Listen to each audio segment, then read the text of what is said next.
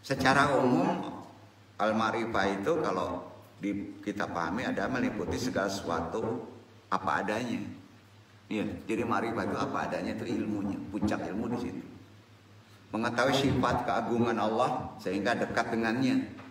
Kan konsepnya begitu ya. Nah, terus yang kedua, bahas dulu dari 10 ranut terakhir Ainaya ini.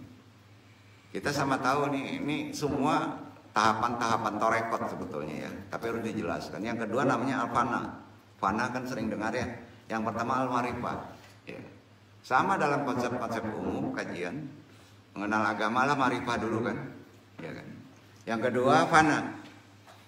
Artinya lenyap. Arti pengertian harfiahnya begini, fana itu lenyapnya segala selain al-haq. Jadi harus benar. Yang tidak hak lenyap gitu. Itu fana. Hamba seorang muslim meyakini, harus diyakini dalam konsep makomat fana yang kedua ini, bahwa segala sesuatu selainnya nihil. Nihilo, ya, nol. Lalu menolak segala wujud selainnya, begitu. Ya, makna fana itu. Dan puncaknya aktualisasi kefanaan itu secara hakiki adalah menolak segalanya. Itu puncaknya. Sampai ke badan sendiri tidak ada.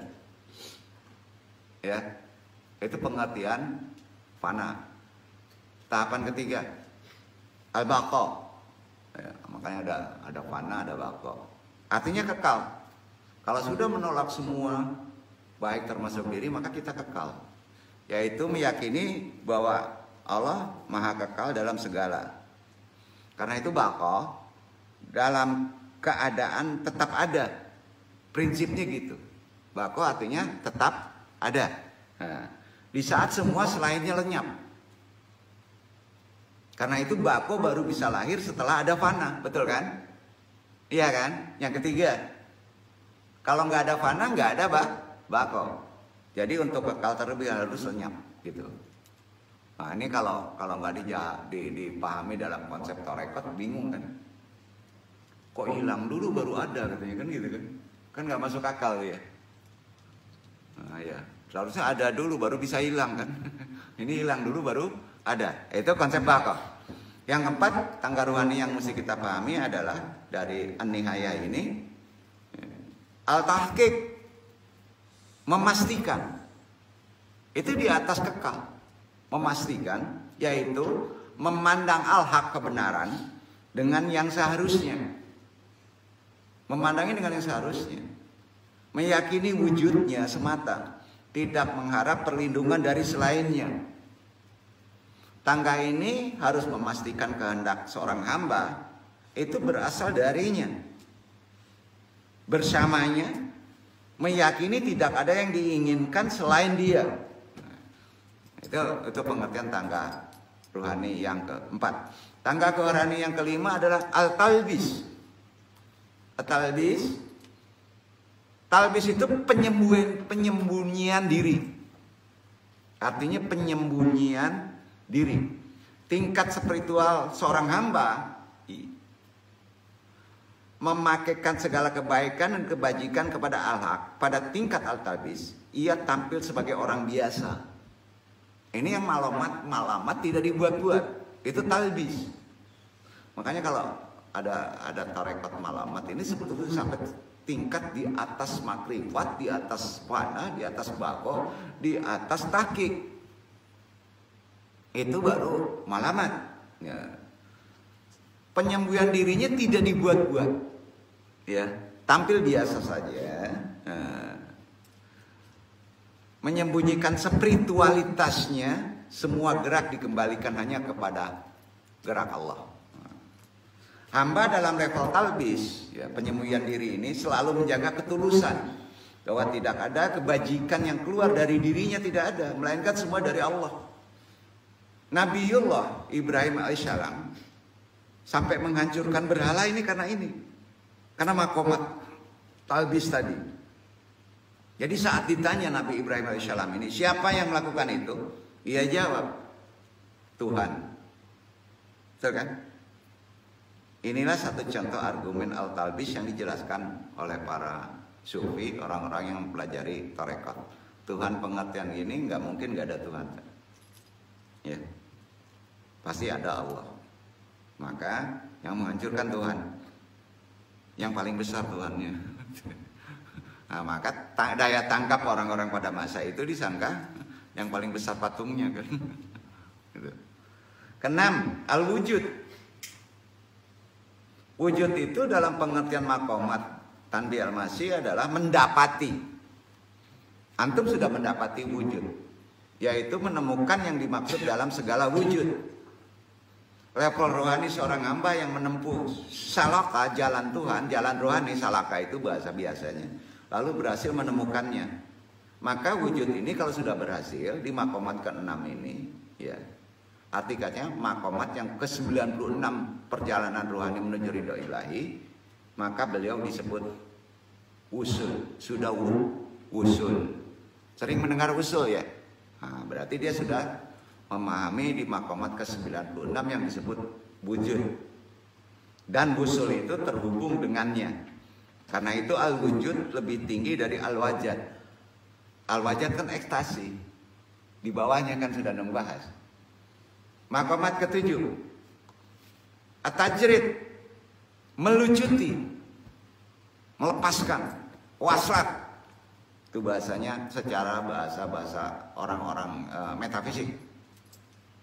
Jadi maqamat waslat itu tajrid, melucuti, yaitu memisahkan segala sesuatu selain Allah. Dari mana? Dari arasnya, hati. Ya. Hati itu dalam pengertian maqamat metafisik tua. Ya, itu ya. Nanti nunggu bahas ada di Quran. Segala urusan dan kehendak duniawi diisolasi. Ya. Hanya dia, huwa. Itu persyaratan wusul. Ya. Itulah yang duduk pada maqamat tajrid. Tajrid itu artinya melucuti, ya. Aduh, mungkin lama omongan ini mungkin berat ya. Coba bayangin kalau itu disampaikan waktu majelisnya, misalnya majelis dakwah Jumat, Pak. Nganga semua orang ya. Kita seenggaknya bisa nangkap dikit-dikit kan. Ya. Nabiullah Musa alaihissalam diminta menanggalkan sandalnya, itu sudah ditajrid, sudah melucuti, betul kan? Untuk bisa apa? Untuk bisa bertemu Tuhan. Ini dia At-Taha ayat 12, anungnya baca dulu. A'udzubillahi minasyaitonirrajim. Bismillahirrahmanirrahim. Inni ana rabbuka faqalana la ilaka innaka bil wadil muqaddasi tuwa. Tua. Sesungguhnya aku adalah Rabbmu, lepaskanlah kedua terompahmu, karena sesungguhnya engkau sudah berada di suatu kondisi tempat yang suci, yang disebut tua. Bukan tuak ya, tua. Nah pertanyaan kan? Ya pertanyaan sekarang. Sering mendengar gak? Kan apa sih tua itu? Kan gak ada diartikan di Quran.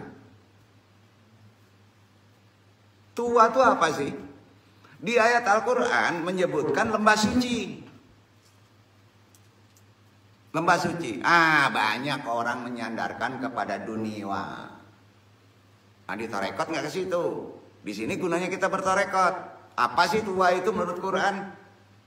Memang benar kalau diterandarkan kepada materi dunia ada namanya. Manusia tak bisa menebak takdir. Enggak. Di tengah perjalanan panjang kita ini panjang. Berlapis-lapis dimensi kita akan lalui kehidupan kan. Makanya disebut kekal kan.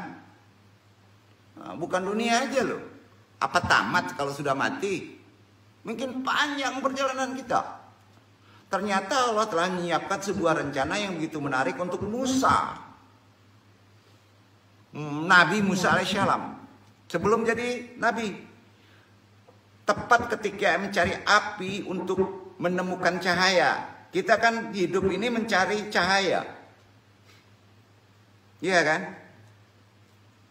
Johir materinya, Musa betul waktu itu dengan keluarganya nyasar. Maka Musa cari api untuk penerangan dan penghangat tubuh. Johirnya gitu ya. Itu cahaya untuk menemukan cahaya. Justru mendapatkan cahaya yang sebenarnya cahaya. Nah, tentu bagi yang mempelajari sejarah Nabi, ini kan kaitan dengan sejarah. Nama lembah itu sering disandarkan kepada nama tempat, nggak asing. Pola berpikir begitu nggak, sejarawan kayak gitu. Tapi dalam konsep spiritual dalam maknanya. Tua tadi. Bagaimana tidak di tempat ini merupakan lokasi istimewa loh. Sampai sekarang. Tua. Nah sekarang tanya nih yang ahli agama. Tua itu apa di Palestina, apa di Yordania, apa di Mekah? Ribut terus. Bagi kita di mana Tua? Nih. Tempat suci. Sampai kalau di sana sudah menasak, bro. Nih, tempat suci. Jelas kalau kita masih mempelajari ilmu akal, logika, sejarah, nama lembah itu nggak asing. Asbab itu nggak asing untuk orang ahli sejarah ini. Tua pengertian tadi sandarnya habis ke sana. Tapi akan simbol perdebatan, nggak menemukan hakikat karena terbatas. Betul kan? Bagaimana tidak di tempat ini lokasinya sampai sekarang sama Allah istimewa. Ketika Nabi Musa akan kembali ke Mesir dari Madyan atau saat ini lebih dikenal dengan nama Yordania, ia mendapatkan peristiwa besar. Ini yang mesti kita pahami karena nggak dibahas di luar. Sejarah ini benar banyak yang membahasnya, tapi dalam konsep yang lain secara sisi tasawuf harus kita pahami juga. Takdir itu telah jatuh kepada Nabi Musa alaihissalam. Ia mendapatkan peristiwa besar.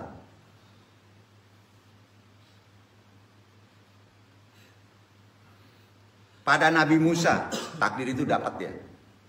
Allah berikan mandat dan tugas yang begitu besar. Berdakwah pada Fir'aun, ayah angkatnya sendiri. Ketika Nabi Musa mencoba untuk lari dari Fir'aun, justru takdir memintanya untuk kembali menemui Fir'aun, dakwahi masalah keimanan. Kan gitu. Jadi gini Pak, kalau kita misalnya lari dari kenyataan hidup, jangan-jangan kita mungkin celaka. Karena takdir itu kalau semua masalah harus dihadapi. Dengan apa? Dengan dakwah. Kan gitu bahasanya. Dan itu memang benar, itu Quran. Iktibar sejarah itu bisa direalisasikan sekarang. Harus. Karenanya keunikan dari lembah tua, yang secara fisik tempatnya sekarang berada di negara Yordania menurut kebanyakan orang. Tempat itu sangat fenomenal loh. Gini, dong buka dulu sejarahnya supaya lebih jelas. Pertama, fenomenalnya apa sih? Tentang lokasi lembah suci tua. Lokasi lembah suci tua sempat mengalami perdebatan panjang dari para ulama. Ya. Ada yang mengatakan ini daerah Sinai. Sinai mana? Mesir. Ya kan? Daerah Sinai. Ada pula yang mengatakan ini terletak di Palestina. Tempat suci itu.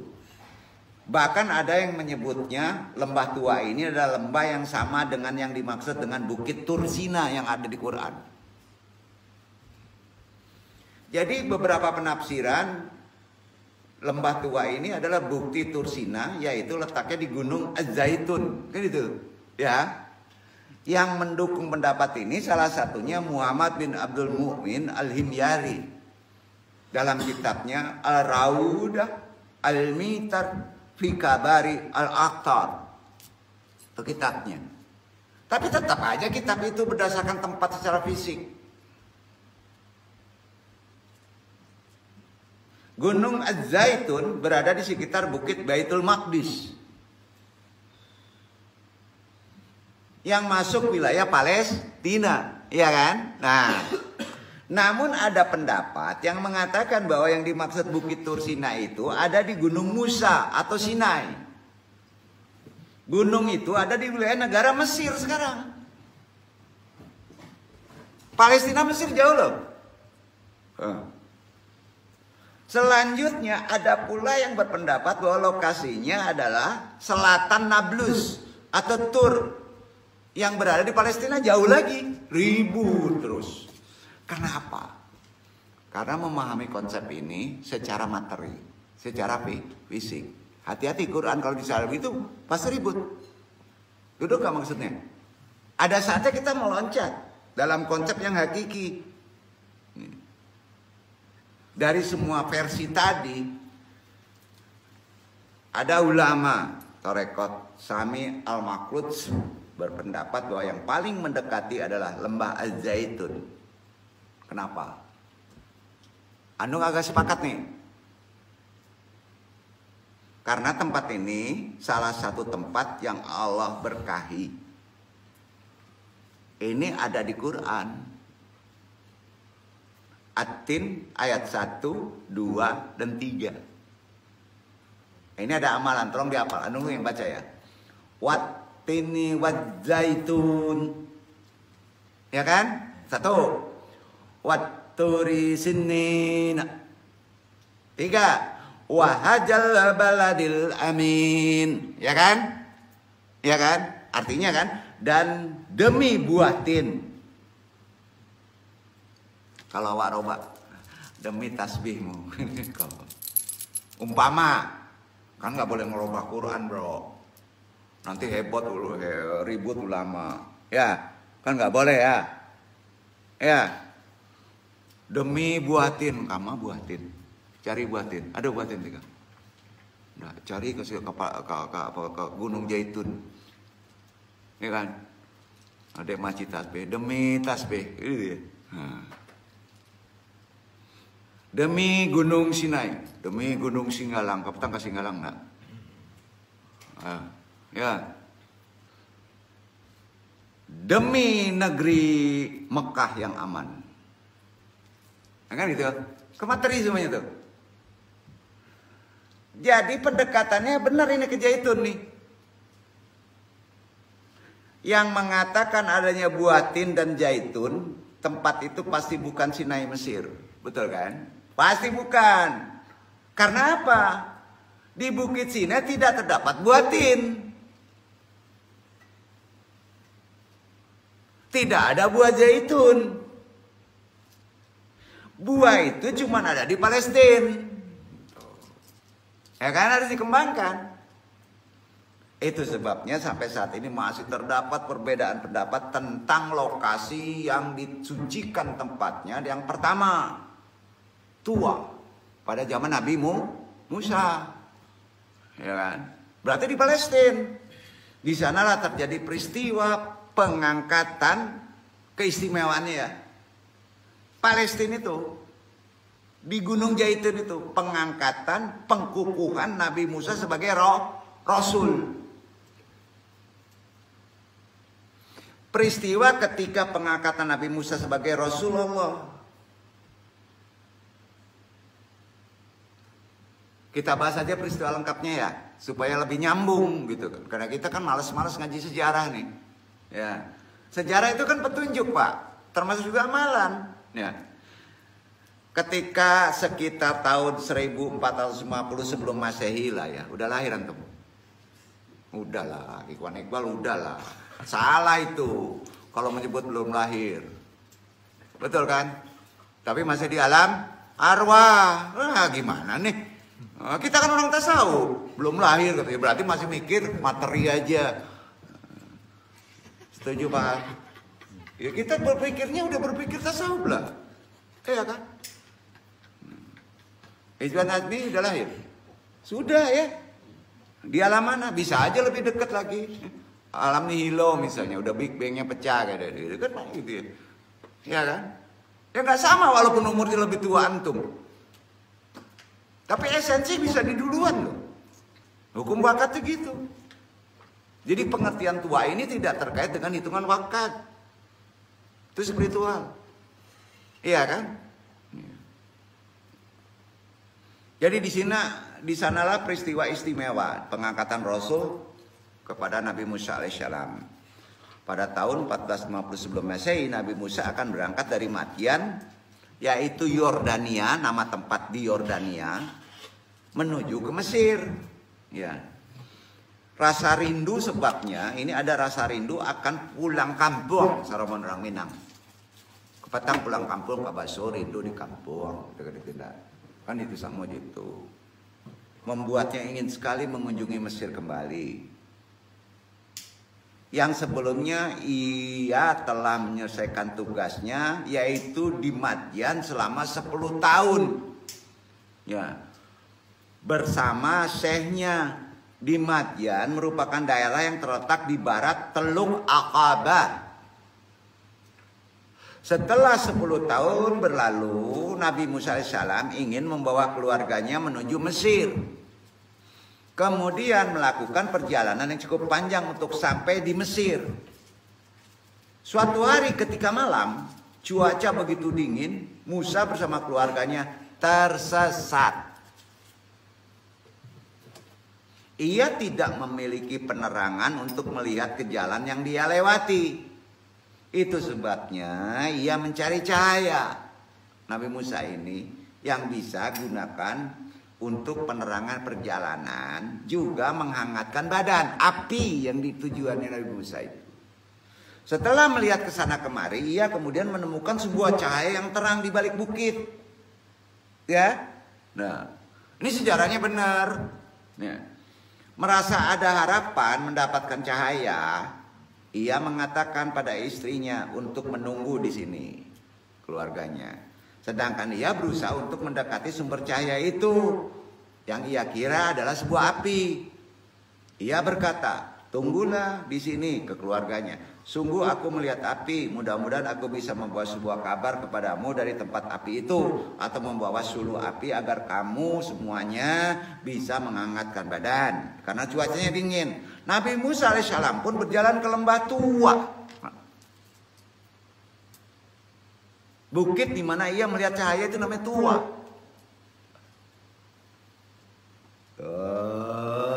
Turun ilaha illallah. Ternyata yang di tengah itu yang tinggi, tua. Ya. Musa kemudian melihat ada sebuah sinar yang menyala begitu terang dari pohon yang hijau, berduri. Berduri samping kiri kanan. Warnanya hijau cahayanya. Pohon itu adalah dasar bukit sebelah barat. Tepat di sebelah kanan Musa berdirinya, namun ia justru mendengar ada yang memanggilnya dari arah yang dia Musa sendiri nggak tahu. Hai Musa, sungguh aku ini Rabbmu, maka tanggalkanlah kedua terompahmu dari tengah. Suara tadi kanan, kemudian tengah. Ya. Sesungguhnya kamu sedang berada di lembah yang suci, yaitu tua, dan aku telah memilihmu, maka dengarkanlah apa yang akan aku wahyukan kepadamu. Itu. Lah ini dibandingkan Quran loh. Sesungguhnya aku ini adalah Allah. Asyhadu alla ilaha illallah. Dari Musa katanya. Asyhadu alla ilaha illallah, kata Allah. Sesungguhnya aku ini adalah Allah. Tidak ada Tuhan yang hak selain aku. Ucapannya gitu. Maka sembahlah aku dan dirikanlah sholat untuk bisa mengingat aku. Itu Musa. Wahyu ke Musa. Ternyata cahaya yang dia temui berasal dari zat Allah Subhanahu wa taala. Ia bertemu dengan zat Allah di sebuah lembah yang bernama Tua. Duduk. Duduk ya. Secara rohani, arti dari Tua adalah tempat yang Allah berkahi. Apa? Berdasarkan Quran, ayat berapa tadi? Tua tadi, artinya apa? Tempat yang Allah berkahi. Kalau antum ingin dapat berkah, cari tempat itu. Sampai? Ya. Karena itu Nabi Musa diminta untuk kalau masuk tempat itu copot semua, alas kaki, baju, nafsu, hantu belau, pikiran, akal, copot. Sampai ya? Nggak bisa itu kalau dipakai. Karena di sana ada sirku. Beda-beda semua orang. Itu bukan lagi ilham. Kalau ilham kita nggak berusaha dikasihkan. Kalau itu kita memasuki. Berarti kalau memasuki semua pun boleh. Lembah yang sangat suci. Semua harus ditanggalkan sebagai adab, sebagai tata krama, sebagai sopan santun. Karena tempat itu tidak boleh ada terompa sendal yang sifatnya dohirun. Betul ya? Ketika Nabi Musa juga mendapatkan sebuah perintah untuk menyampaikan keimanan kepada Fir'aun, setelah dia tembus dari sini, baru antum berdakwah. Baru antum boleh menasihati firmanku. Itulah Rasul. Setuju? Bukan nggak boleh berdakwah ya. Kalau berdakwah sekarang itu bukan wali, bukan perintah Allah, tapi perintah syariat. Kalau perintah syariat siapa saja boleh, betul kan? Nah, tentu ini merupakan tugas yang sangat berat ketika saat itu Fir'aun sendiri mengaku bahwa dirinya adalah Tuhan kan? Setuju gak? Bayangin kalau nggak dituntun memasuki lembah suci ini, sanggup kamu satu? Menghadapi yang punya armada yang paling keren militernya pada masa itu, untuk berdakwah keimanan kepada Firaun, berat nggak? Berat. Apalagi Firaun ini meminta rakyatnya menyembahnya karena dia Tuhan. Jadi perintah yang datang kepada Nabi Musa nggak mungkin lah nggak dipersiapkan untuk oleh Allah. Masuk Musa ini menghadapi orang yang sungguh luar biasa zalimnya. Justru dia diperintahkan menyerukan Firaun agar beriman kepada Allah. Nggak boleh lari. Bahkan Firaun harus memohon ampun karena sikapnya yang terlampau angkuh dan sombong karena mengaku Tuhan. Jadi gini, makomat di bawah. Kalau antum menghadapi orang yang degil, antum harus menunggu ilham. Ilmu ilham aja berat, apalagi ilmu ini.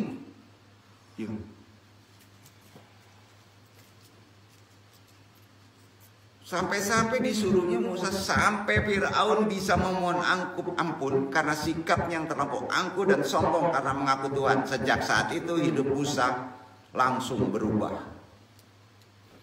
Dunia bukan lagi mengandalkan logika, tapi sudah mengandalkan kekuatan-kekuatan ilahiyah. Karena sudah memasuki lokasi yang suci tadi. Nah, sampai titik kaji ini, kaitan kita kenapa mesti zikir siri udah paham? Udah paham? Ada makomat gak kalau masih la ilaha illallah? Di mana letaknya? Ada makomat gak kalau masih Allah? Kalau sudah siri beda ya? Ya, betul kan? Nah. Arti kata kalau udah siri antum dapat tanggung jawab. Kan itu?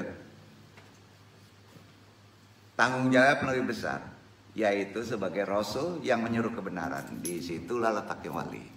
Kalau kita duduk, khalifah. Seorang wali, seorang khalifah. Kalau antum nggak nabi ya, nggak Rasul kan, udah habis. Antum kan harus khalifah, ya kan? Harus kemana dulu? Harus masuk ke lembah tua, gitu. Bukan tua. Ya, tuh. Karena itu Allah berfirman, ini bukan kataan doang loh, tentang lembah suci tua. At-Taha ayat 12 dibaca.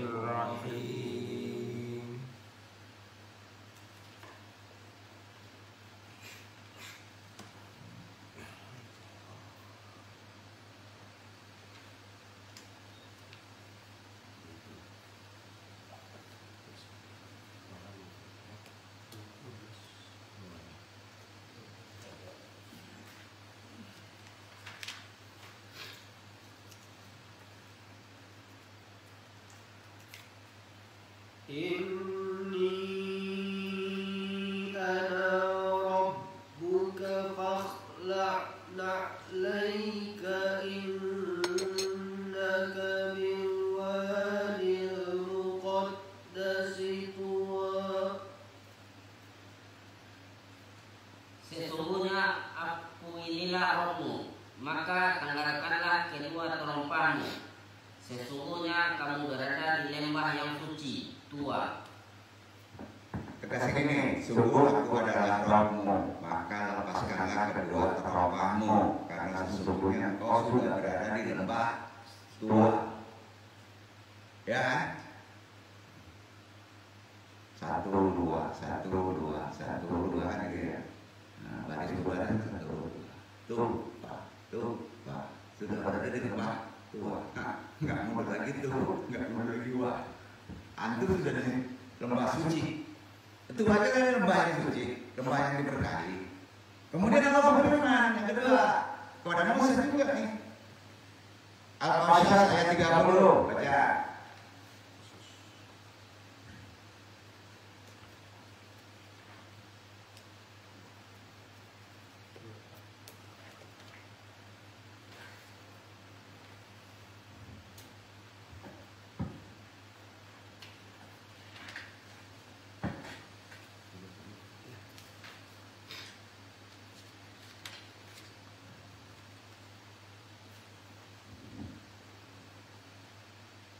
فلما أتاها نودي من شاطئ الوادي الأيمن في البقعة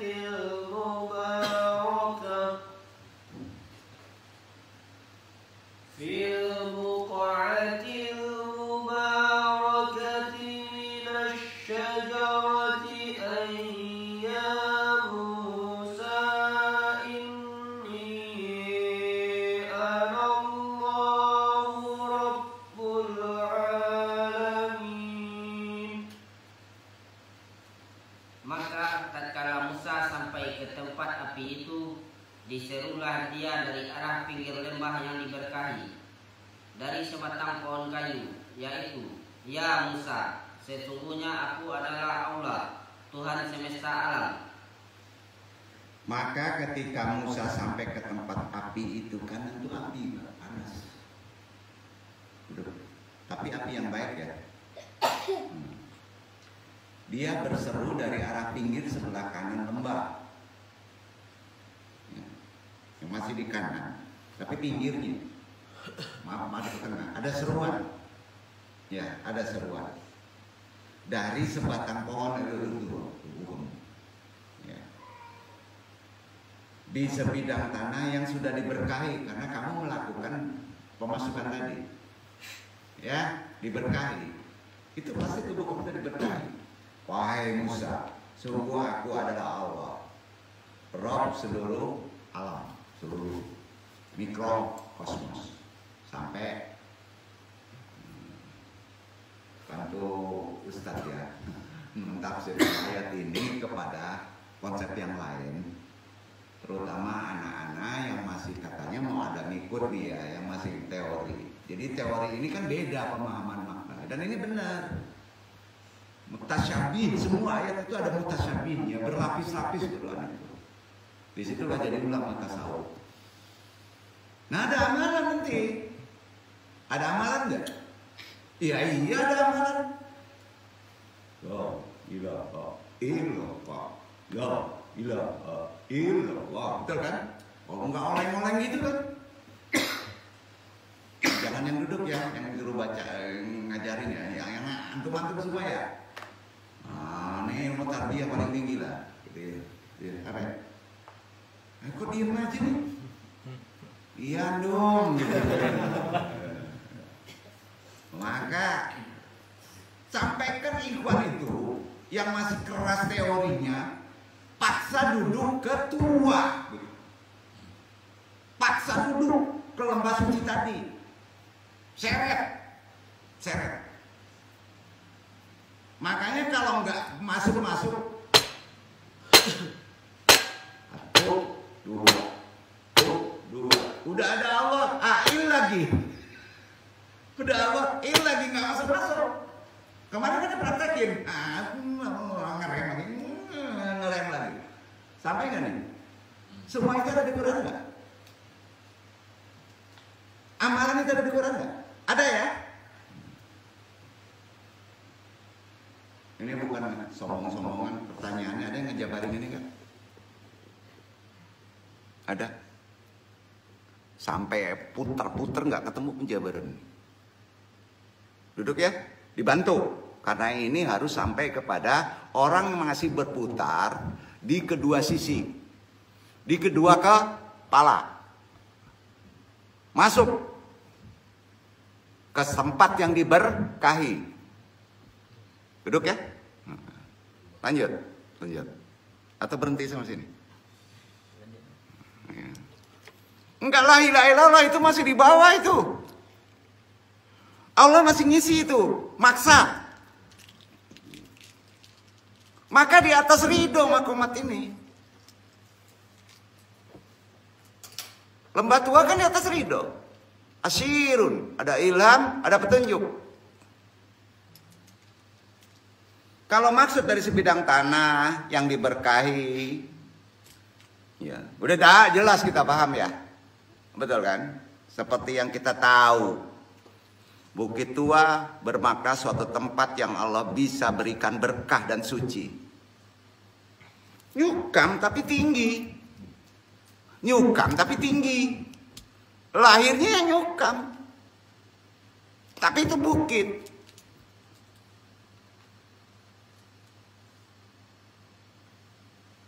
Jelasnya Allah berfirman di Al-Qasas 44, baca.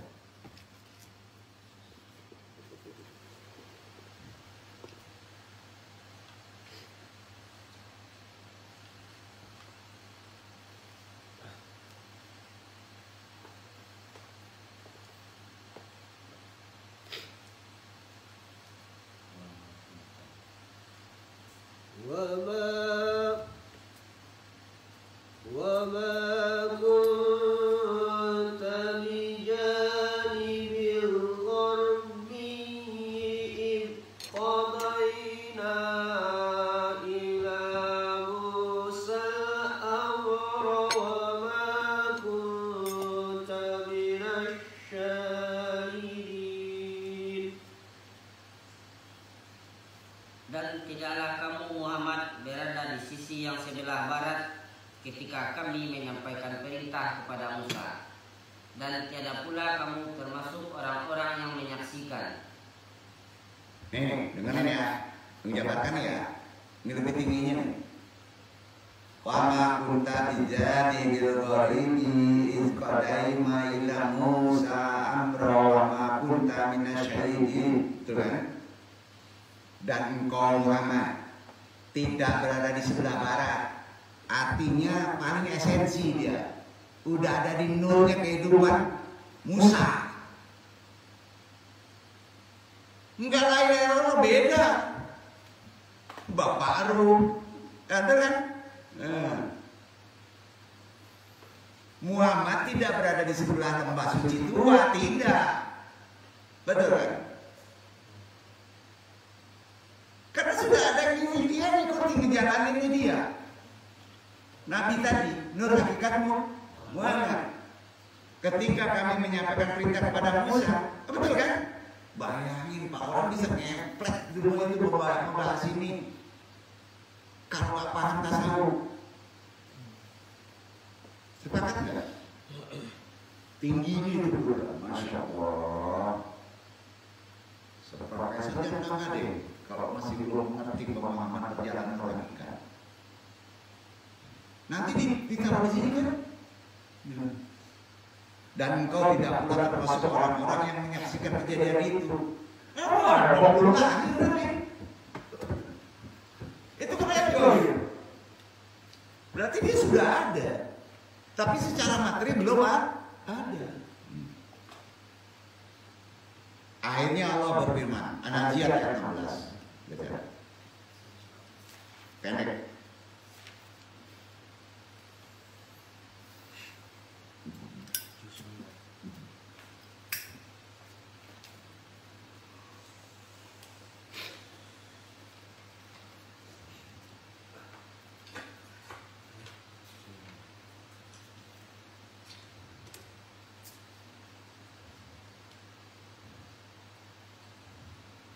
أبصارها خاشعة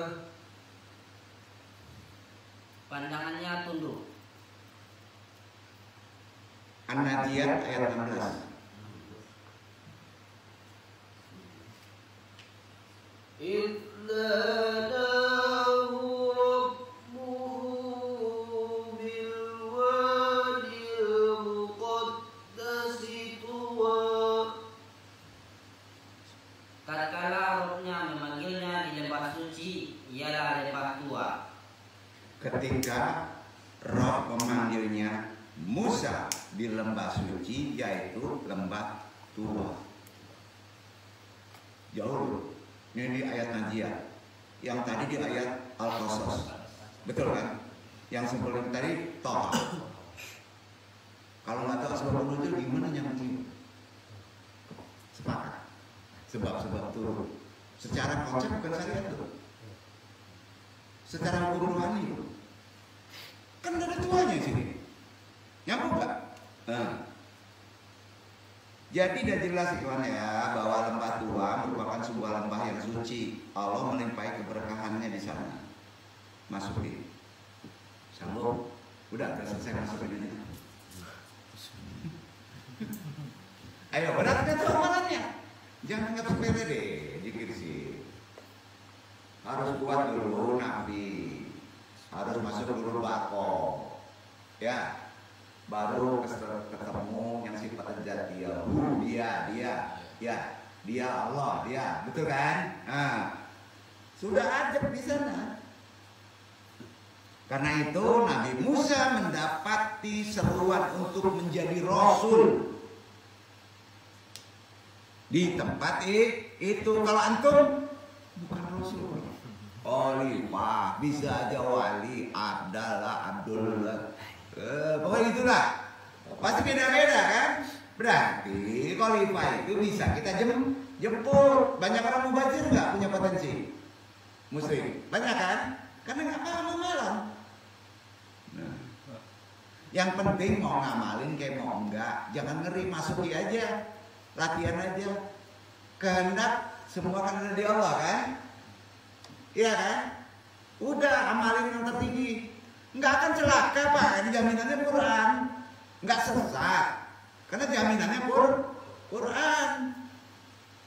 Aina dahu rabbuhu bil wadil muqaddasi tuwa, betul kan? Kamu akan dipanggil di lembah suci, semuanya akan dipanggil di lembah. Kalau antum sudah berada di lembah suci, pasti ada ilham, gitu. Kalau bahasa kita ya, pasti ada petunjuk. Ya, mau ngaji juriyat juga repot merobot juriyat daripada mati. Pakai akal ngajinya, mabok antum. Udah masukin aja. Nah, tanya deh, jangan jauh-jauh. Kakek antum nomor 4 di atas tahu nggak? Repot kalau pakai ini. Masukin aja, Allah yang ngasih petunjuk, betul kan? Jelas ya? Kok marah-marahnya dong? Enggak, kok jadi bingung ya orang pinter-pinter sekarang ya? Gitu. Kenapa? Karena menafikan ayat-ayat mutasyabih, ayat-ayat dianggap sulit dijangkau, hanya Allah aja yang tahu gitu. Masa nyerah? Ini yang agak prihatin. Ya. Hingga antum mendapat seruan menjadi wali abdal, wali iqbal gitu. Begitu. Ini bukan bercanda loh, bukan ya. Tapi jangan kaku lagi gitu. Insya Allah semua punya potensi. Jadi kalau merujuk pada pendapat yang mengatakan bahwa lembah tua secara fisik duniawi, ya gini nih, kita turun dulu ya. Sadis bener gak jadi kan? Kita turun dulu ya. Secara fisik dulu ya. Kita lihat nih perbandingannya dengan orang berpikir secara sejarawan ke intelektual ya. Setuju nggak ya? Merupakan bukti Tursina di semenanjung Mesir. Maka beginilah kondisi Bukit Tursina saat ini. Andung tahu kan, Andung dari sana. Nganterin tasbih. Kondisi saat ini ya, Nggak percaya kan ada Mbah Google. Lihat aja di Google lah. Ya. Nah, saat ini ya, bukit ini terletak di ketinggian 2285 mdpl. Kan benar tuh? MDPL antum nggak ngerti, antum yang tahu lah. Ya. Untuk menuju ke sana menggunakan onta, mabok antum. Harus jalan kaki, onta nyukur loh. Jalannya sempit, berpasir, ada badai, berbatu, nggak rata deh, gitu. Kondisi sekarang itu Bukit Tursina. Mau ke sana? Nah, masuk situ. Jelas-jelas mau sana masuk situ. Syaratnya satu, harus tahu ilmu wakad. Nah, makanya jangan heran kalau saya dari Mekah, sholat Jumat Mekah, ada yang benar mandi loh. Ini kadang-kadang orang susah dijabarin logika, kan susah tuh. Ya. Tentu itu jalan yang harus dilalui oleh Nabi Musa kala itu, bahkan lebih parah mungkin. Ya. Saat ini masih dalam kondisi demikian, bro. Kanan tebing, kiri jurang. Untuk menuju puncaknya dibutuhkan waktu tercepat 1,5 jam. Itu udah cepat gitu. Terdapat tangga kondisi sekarang menuju puncak yang berjumlah 7.500 anak tangga. Tangga 1.000, enggak 1.000 ternyata yang di Bukit Tinggi. 7.500 anak tangga. Enggak percaya, udah lihat Google deh. Terdapat sebuah gereja Saint Catherine, nama gerejanya. Di dekat puncaknya ya. Nah. Kemudian ada sebuah musola kecil yang ada di puncak untuk tempat sholat Muslim. Bukit Tursina. Kondisi sekarang, bukit ini saat ini menjadi tempat wisata cukup favorit untuk kalangan yang muda-muda.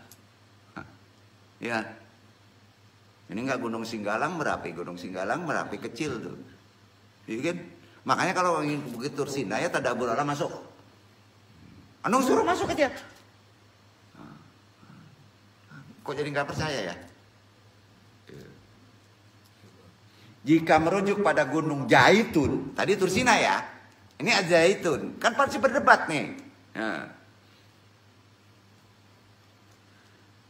Kondisi saat ini, bukit ini terdapat bekas perkebunan zaitun di lerengnya. Di sana ada situs kuburan Yahudi dengan jumlah 150.000 makam. Banyaknya. Gunung Zaitun. Di sana ada masjid dan gereja yang dibangun di atas gunung sama. Ketinggiannya mencapai 400 mdpl. Lengkap kan? Nah, silakan. Andung mendekati yang benar ada Gunung Zaitun daripada Tursina. Sampai tuh Andung ya, pendapat kan boleh. Karena berdasarkan ayat yang disebut Quran surat At-Tin tadi. Sampai ya. Kembali ke sejarah Nabi Musa. Ini zohirnya aja. Tapi Andung luruskan. Bukan Andung merasa bisa. Insya Allah. Mudah-mudahan Allah meridhoi Andung sampaikan ini. Sejarah Nabi Musa AS ketika menjalankan tugasnya dalam menyeru keimanan kepada Firaun. Antum berani nggak nih menjadi pendakwah? Kan gitu. Jangan dulu keluar ya, diri antum dulu. Musa mendapatkan tantangan yang cukup serius dari Firaun dan pasukannya, betul kan? Mulai dari datangnya tukang sihir, diabadikan di Quran tuh, hingga aksi pengejaran Nabi Musa bersama Bani Israel sampai Laut Merah. Ingat ini ada amalan loh, ada amalan. Tapi amalannya setelah melakukan zikir siri. Kan dikejar sampai Laut Merah kan? Di ujung Laut Merah membentang lautan yang luas, sedangkan Musa beserta kaumnya terdesak. Kalau itu terjadi di kita gimana? Nah, pasukan Firaun semakin dekat dengan mereka hingga akhirnya terdapat peristiwa penting, diabadikan, yang sampai saat ini paling keren, dikenang sebagai peristiwa sejarah yang paling besar. Peristiwa itu adalah terbelahnya Laut Merah menjadi dua. Setuju? Nggak ada lagi tuh, paling keren tuh. Secara logika mentok itu, betul kan? Betul kan, mentok secara logika. Sebelum laut itu terbelah, ternyata ada amalan doa Nabi Musa yang Allah ijabah. Besok praktekin. Nah, di mana? Di Taplau. Nah, itu. Iya kan? Kalau berpikir fisik, hendak kali bala. Nanti bala kok disiko. Kok sabalah. Duduk. Bukan dulu nggak ada kayak gitu, ada, tapi iktibar untuk sekarang cerdas. Cerdas, paham. Makanya Quran sampai akhir nanti. Duduk. Ya pada pinter nih. Yalah, males ngaji lah. Pelit, doain nggak pernah.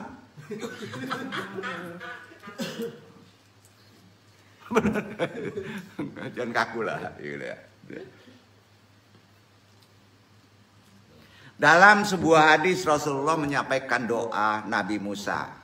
Wah, kita harus nyanda ke Nabi. Akhirul zaman yang cocok kan ke sana. Jangan doa Nabi Musa. Hadisnya cari yang sahih. Rasulullah menyampaikan doa dari Nabi Musa untuk membelah Laut Merah ini. Nah, ini yang kan koplok-koplok ini dipakai pula doa ini untuk membelah laut, bro. Di toko-toko nggak juga belah-belah ya.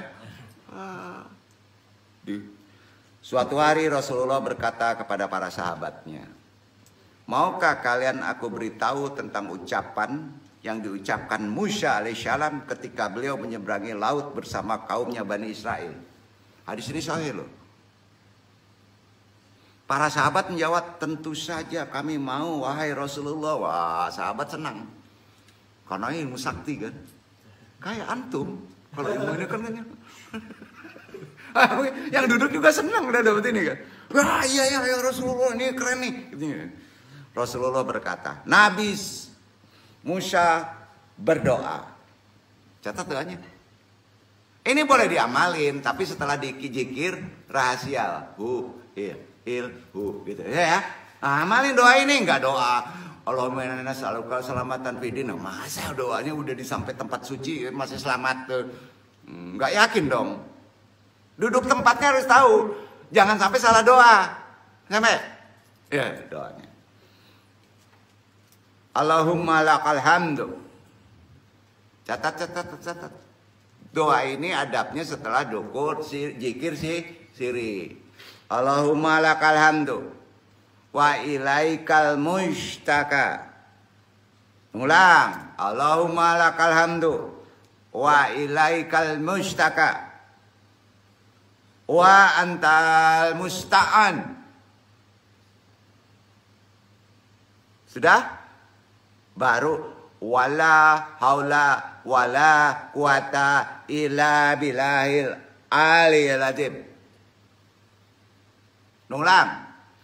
Allahumma lakal hamdu wa ilaikal mustaka wa antal musta'an wala haula wala quwata illa billahil aliyil azim.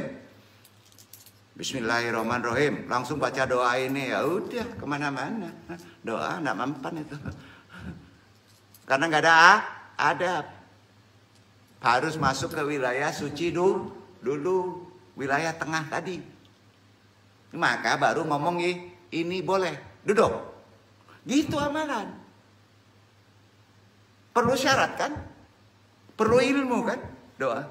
Artinya, ya Allah, segala puji bagimu. Hanya kepada engkaulah tempat mencurahkan segala isi hati. Enggak bersihin hati lagi kan? Enggak kan? Enggak mengisi hati lagi kan? Mencurahkan segala isi hati. Dan engkau adalah sang penolong.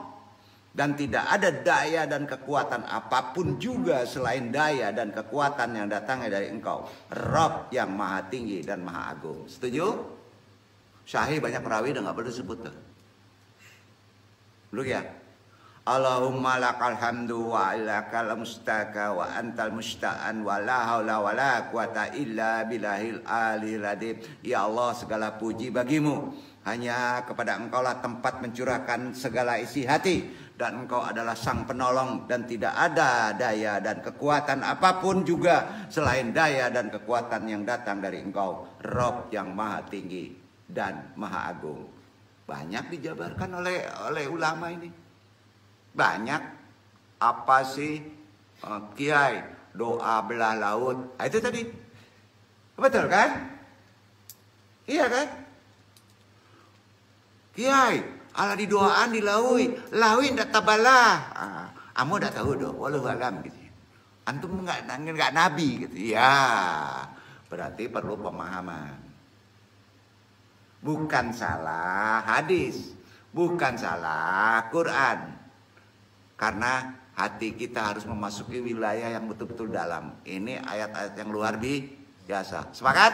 Sepakat. Baca doa itu dengan hati khusyuk dan selesai zikir syirik. Syaratnya harus merasa kecil di hadapan Allah. Sekecil-kecilnya. Sampai? Itu syaratnya memakai doa ini. Niscaya Allah akan mengeluarkan kita dari belenggu kesulitan hidup dunia. Serta mengirim berkah kepada antum petunjuk yang benar. Hadis bro. Udah selesai? Bayar?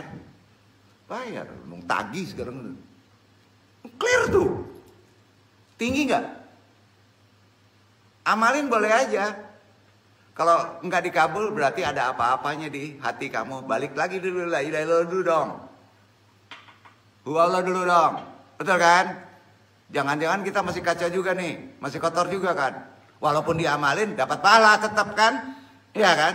Tapi makbulnya Allah yang tahu kan? Isi hati antum. Betul kan? Antum kan hanya nyampein. Nah, meski terdapat beberapa perbedaan pendapat tentang letaknya secara fisik. Secara fisik masih beda pendapat. Nah sekarang secara rohani ada beda pendapat nggak? Ayo tanya nih, ada beda pendapat nggak? Coba keluarin beda pendapatnya mana? Selesai kan kajinya? Nah kalau untuk ngajarin anak-anak yang kuat, yang baru berangkat dalam teori dan tasawuf, antum udah paham maksudnya. Kalau udah sampai ini, mereka nggak mau belajar bro. Nah itu silabus. Makanya antum sampaikan di sini. Insya Allah semua amalan, ini kan 100 nih. Pasti langsung ada aplikasi. Buktinya ada aplikasi. Nggak percaya antum? Tiap menerima saja walaupun antum nggak ngamalin ilmu, pasti ada aplikasi. Makanya jangan belajar ilmu sihir, ilmu pelet. Belajar ilmu sihir ada loh aplikasi untuk bisa disihir orang atau menyihir. Maka belajar ilmu yang benar. Iya kan? Maka ada aplikasi. Yakin? Enggak yakin buktinya nanti. Enggak milik Ustadz Pauji aja, enggak milik Pak Al aja loh. Nanti dulu antum semua mesti dapat di sini. Enggak ada beliau, antum harus bisa ngasih tarbiyah. Setuju? Harus. Ya udah gampang nyenek aja ini ya. Clear. Amalan ini udah oleng kiri aja, oleng kanan aja. Taruh tengah. Gampang tuh. Salah nggak nih kaji? Enggak kan? Nah, jadi banyak kita hanya berpikir secara asbab, logika saja dalam memahami tentang letaknya secara fisik seperti tua tadi. Namun kita yakini kalau antum memahami makna yang sesungguhnya secara ruhani, secara benar, secara tuntunan, secara orang-orang yang menyampaikan berdasarkan kekuatan ijtihad. Maka kita wajib nukil dong, ya kan? Betul kan? Bahwa lembah ini ada secara pasti pada tubuh manusia itu sendiri. Siapa yang ngomong ini?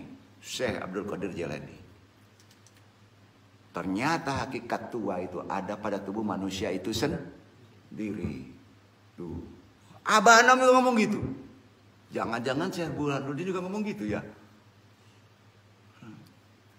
Tempat yang paling suci pada manusia itulah tempatnya Allah bisa. Kalau ke tempat lain hancur. Setuju? Allah hanya bisa bercokol pada rahasia, sir terdalam. Hati kamu lah bahasa umumnya gitu ya. Karena disamakan dengan hati, kolbu kan. Arasallah, itulah hati. Bahasanya gitulah. Maka sucikanlah hatimu dulu. Terus menerus. Supaya Allah bukan lagi meridhoinya, tapi memberkahinya. Itu Quran. Bukan lagi meridhoi, tapi sudah memberkahinya.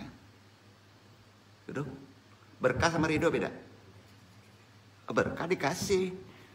Kalau ridho minta, ridhoi dong gitu. Ngemis mandong. Ridhoin dong. Enggak gitu. Berkahin dong, paksa ngasih. Beda ya? Beda. Karenanya yakini bahwa Allah telah memberkahi tempat ini, hati kamu kalau sudah masuk, dan mensucikannya otomatis. Itulah perlu dijabaran, itu baru di tangga 7 ya. Betul kan? Kita jelaskan masuk keadaan tangga ke-8 dari An-Nihayah. Adalah tangga ke-8 disebut At-Tafrid. Maka dengan begitu antum mengerti menyendiri. Supaya bisa berdua. Kalau sekarang kan berdua, yang ketiganya setan. Iya kan? Nah kalwatnya beda kan? Nah ini jelas nih. Yang keduanya Allah. Itu tafrid, maka antum bisa berkalwat. Menghadirkan al-haq semata, meniadakan selainnya. Jadi beda dengan tajrid. Fokusnya pada pemisahan selain al-haq. Baru misahin aja kan. Itu kaji kemarin tajrid. Dari diri. Sedangkan at-tafrid fokus pada hanya kediaan. Dia.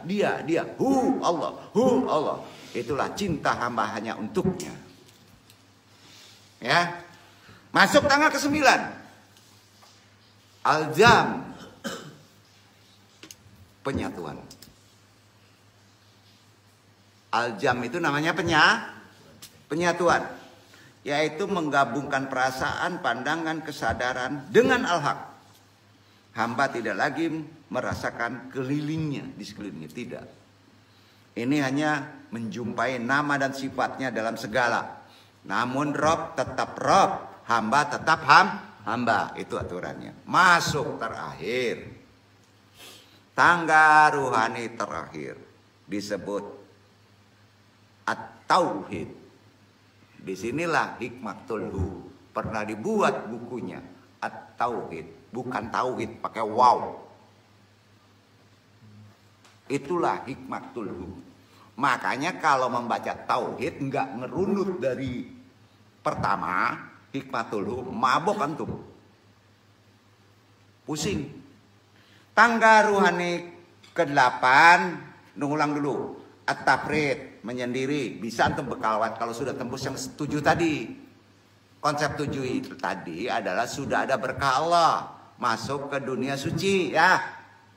Baru antum akan nongkrong di tafrid. Tafrid itu menyendiri. Ya. Kemudian naik lagi. Menjadi tangga ke-9, Al-jam. Inilah Al-Hajjaj sering menyebut penyatuan. Al-jam itu artinya penyatuan. Nggak perlu dibahas. Arti kata penggabungan perasaan, pandangan, kesadaran kepada yang hak. Jangan jatuh. Ya. Ke-10 tangga terakhir. tauhid sudah bisa mengesakan. Antum sudah bisa mengesakan. Antum mengesakan selama ini di mana? Pikiran. Beda. Tetap mengakui esa, tetap ada pecahan, duduk gak? Itu repot tuh. Iya kan?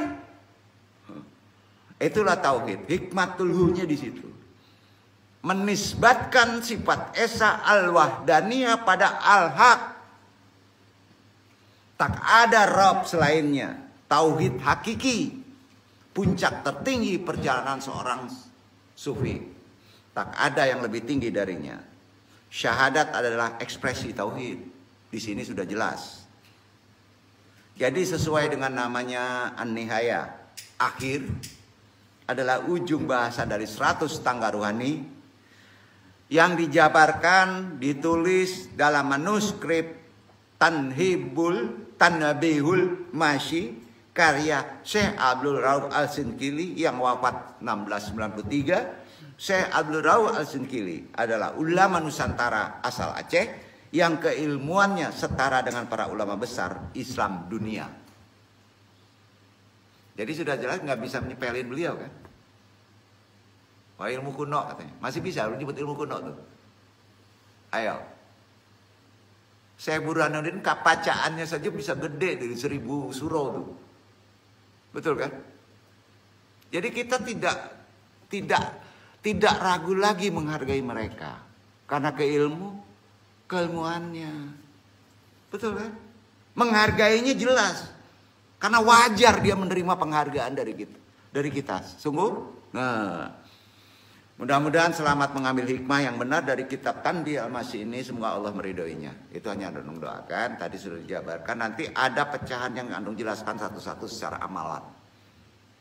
Dan ini berbeda nanti dengan yang baru-baru untuk memasuki wilayah amalan tarekat itu beda. Nah ini sebenarnya sudah amalan teori yang harus ditarekotkan. Ya.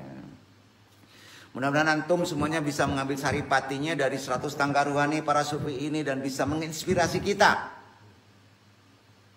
dalam perjalanan menjadi manusia yang lebih baik, kan gitu. Maslahat bagi sesama dan baik di hadapan Allah. Syekh Abu Ali Al-Daqaq mengatakan, seorang sufi tidak merasa terbebani dalam hidupnya dengan hukum dan kadar Allah.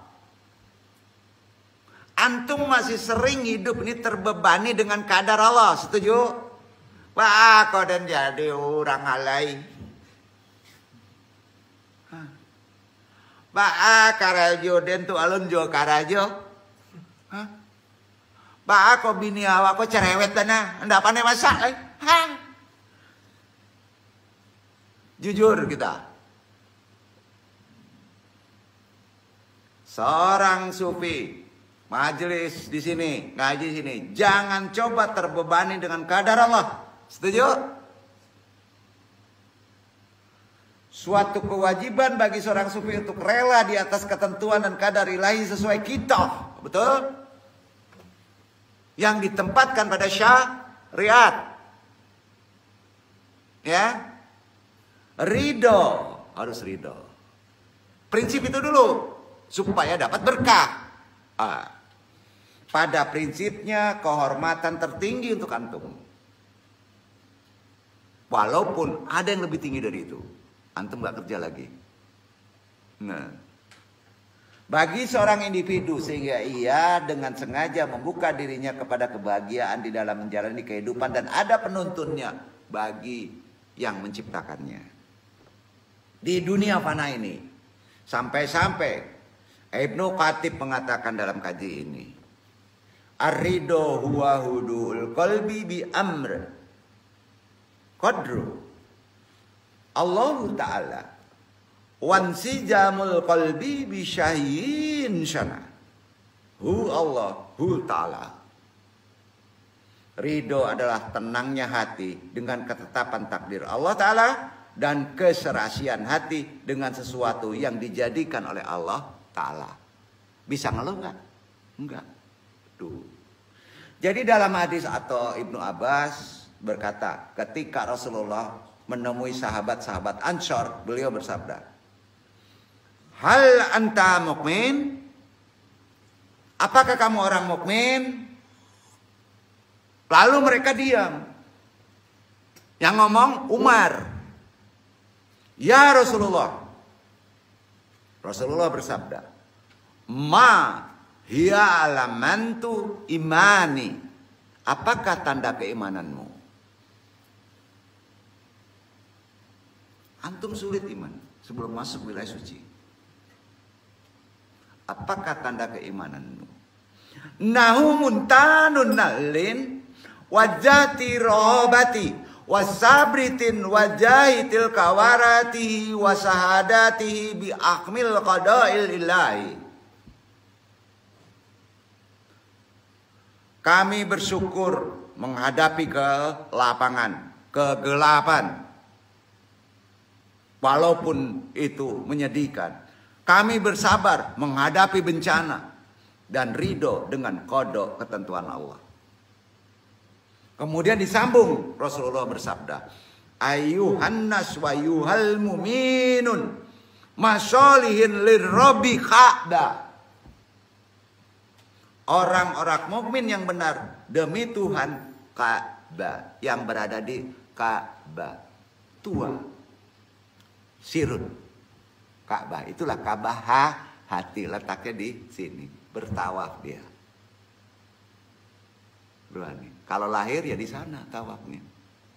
Di Makkah. Sampai tawafi Ka'bah ruhani kamu. La ilaha illallah, Allahu Allah. Sampai nih. Nah, tuh. Ayuhan nas wa yuhal mu'minu masyolihin lirrabbi Ka'bah. Ya, dalam hadis tadi diterangkan dengan jelas bahwa itulah amalan-amalan tarekat. Nah, kalau ditanya gimana nih? Gimana? Mana hadisnya? Lalu jelasin dulu. Dari hadis ada, dari Quran ada. Tanda dari keimanan antum. Ridho suatu makom mulia, karena di dalamnya terhimpun tawakal dan sabar kan? Ridho tidak berarti menerima begitu saja cobaan yang diberikan Allah kan? Walaupun dalam pengertiannya ridho berarti menerima apa yang diberikan Allah dengan sabar dan ikhlas kan? Bukan berarti tanpa ada keinginan maupun usaha untuk mengubah situasi yang telah terjadi menjadi lebih baik lagi. Mereka yang ridho, karena ini perjalanan menuju ridho ilahi yang harus disabarkan, terakhir dari an-nihaya, dapat merasakan hikmah dan kebaikan zat yang mendatangkan ujian. Mereka tidak berburuk sangka kepadanya. Di saat yang lain menghayati betapa dia maha agung, maha mulia, maha sempurna. Mereka bahkan dapat menikmati musibah yang menimpanya kan. Karena kondisi sudah duduk di makomat tua. Karena mereka tahu bahwa musibah itu datang dari zat yang dicintainya kan. Dalam makomat mahabbah. Ketika sesuatu yang tidak diinginkan datang, menimpa antum, kita dituntut untuk ridho kan? Tetap antum masih bertahan. Tapi kalau sudah diberi berkah, beda tidak?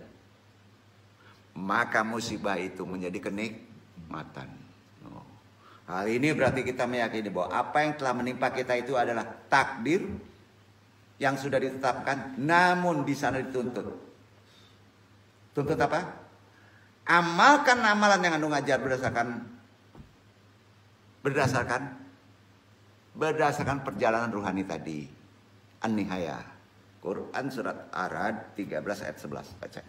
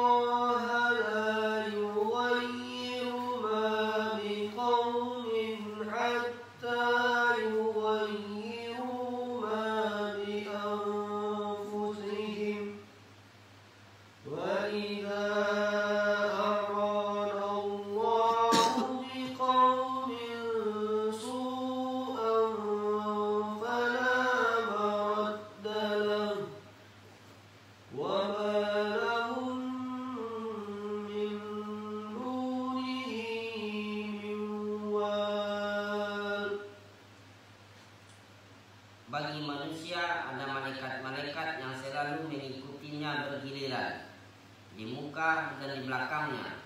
Mereka menjaganya atas perintah Allah.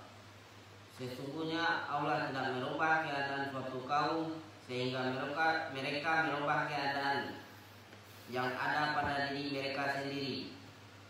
Dan apabila Allah menghendaki keburukan terhadap suatu kaum, maka tak ada yang dapat menolaknya, dan sekali-kali tak ada pelindung bagi mereka selain Dia. Arad surat 13 ayat 11. Dibacakan.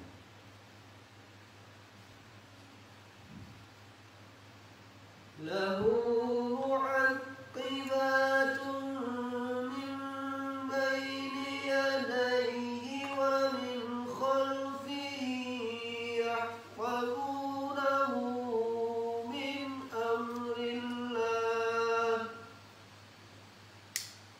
Inna Allah la yughayyiru ma biqawmin hatta yughayyiru ma bi anfusihim.